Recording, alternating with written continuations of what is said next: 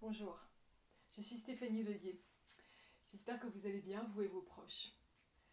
J'ai envie de partager avec vous quelques leçons, quelques apprentissages de la crise de Fukushima. Cette crise que nous vivons en ce moment me rappelle dans bien des points la crise de Fukushima que j'ai vécue et gérée alors que je venais prendre mon job à Tokyo.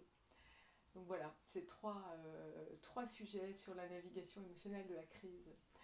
Mon premier point, qui est un point crucial qui m'a, je pense, énormément servi, sur lequel j'espère avoir progressé, c'est l'absence de jugement des autres, hein.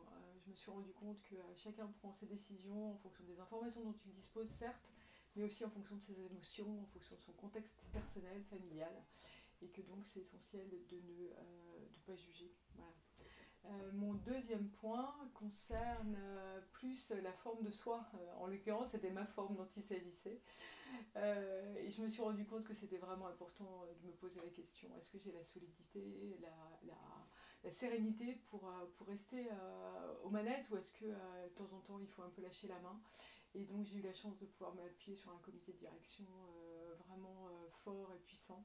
Et ça m'a permis de temps en temps de me mettre un petit peu en retrait de façon voilà, à récupérer de la sérénité, parce que j'étais pas à l'abri, loin de là, de toutes ces émotions.